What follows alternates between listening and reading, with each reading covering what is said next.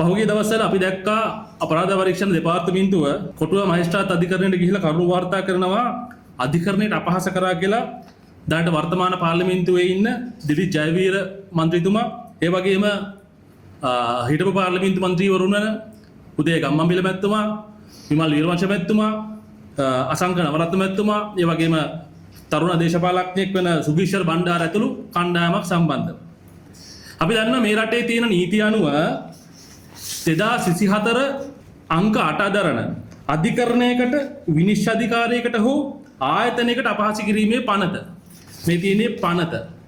එතකොට මේ පනත ප්‍රකාරව අපරාධ පරීක්ෂණ දෙපාර්තමේන්තුවට නෛතික හැකියාවක් නැහැ අධිකරණයට අපහාස කිරීම සම්බන්ධව පැමිණිල්ලක් පවත්වාගෙන යන්න.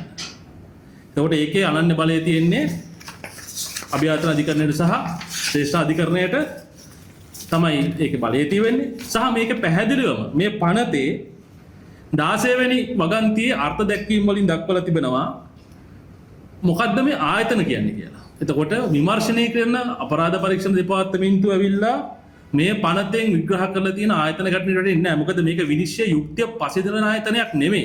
විනිශ්චය සභාවක් නෙමෙයි. අපරාධ පරීක්ෂණ දෙපාර්තමේන්තුව කියන්නේ විමර්ශන ආයතනයක්. ශ්‍රී ලංකා පොලිස් දෙපාර්තමේන්තුවේ තවත් ආයතනයක්. එතකොට අපරාධ පරීක්ෂණ දෙපාර්තමේන්තුව Tamanට නෛතිකව හිමි නැති බලයක් අරගෙන මෙහෙම හැසිරෙන්නේ ඇයි කියන ප්‍රශ්නේ රටේ පොදු ජනතාව විදිහට ශ්‍රී ලංකා නිදහස් පක්ෂ විදිහට අපිට තියෙනවා. අපිට මේවා පේනවා මේ විල දේශපාලනික විදිහ. මොකද මේ අපරාධ පරීක්ෂණ දෙපාර්තමේන්තුවේ ප්‍රධානියා ශ්‍රේෂ්ඨ අධිකරණයට ගොනු කරපු දිවුරුම් ප්‍රකාශයකින්ම පිළි අරගෙන තියෙනවා ඔහු එක්තරා දේශපාලන පක්ෂයක සක්‍රියව කටයුතු කරා කියලා. ඒ විතරක් නෙමෙයි ඔහු විශ්‍රාමකීය පුද්ගලයෙක් කොන්ත්‍රාත් පදනමින් සේවයට බඳවගෙන තියෙනවා. එතකොට පහුගිය දවස්වල අතීතයට බලපාන පරිදි නියෝජ්‍ය පොලිස් පතිතුරයාට උසස් කරා.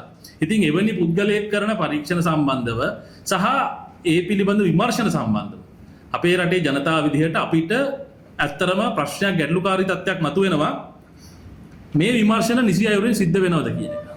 අපි දන්නවනේ ජනතා විමුක්ති පෙරමුණ ඒ කාලේ පොලිසිය හැඳුන්වුවේ ආණ්ඩුවේ දඩ බල්ලන් කියලානේ. ඒ හින්දාම තමයි ජනතා විමුක්ති පෙරමුණ මේ රටේ පොලිස් නිලධාරීන්ව ඝාතනය කරේ. පොලිස් නිලධාරීගේ අම්මලා තාත්තලා සහෝදර සහෝදරියෝ තමන්ගේ පවුල කෙනෙක් පොලිසිය හිටියනම් ගිහිල්ලා ඒ පවුල් වල මිනිස්සු මරලා බෙල්ලි කපලා හන්දි ගානේ දැම්මේ ඒ ජනතා විමුක්ති පෙරමුණේ ක්‍රියාකාරකම්. අද ආණ්ඩු කරන්නේ අන්නේ ජනතා විමුක්ති පෙරමුණ. මම හිතන්නේ පොලිස් නිලධාරීනුත් ඒ වගේ මේ රටේ යුද හමුදා නිලධාරීන්. අපි දැනගන්න ඕනේ මේ රටේ අද රාජ්‍ය බලය හම්බ වෙලා තියෙන්නේ. එවැනි පුද්ගලයන් පිරිසකට.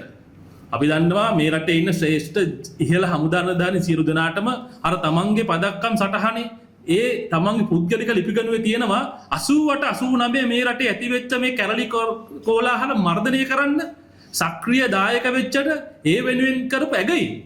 ඒ හින්දා මේ ජනතා විමුක්ති පෙරමුණේ JVP කාර්යයන්ට හමුදා නිලධාරීන් එක්ක දැඩි ප්‍රශ්නයක් ආවේගයක් තියෙන බව අපි දන්නවා. හැබැයි තමන් ආණ්ඩු බලය ගත්තාම ඒවට මේ පලිගැනීම් සිද්ධ කරන්න තමන්ගේ තියෙන ඒ ආවේගයන් පලිගැනීම් බවට පත් කරලා පුද්ගලයන්ව දඩයම් කිරීම සම්බන්ධව අපේ විරුද්ධත්වය අපි ප්‍රකාශ කරනවා.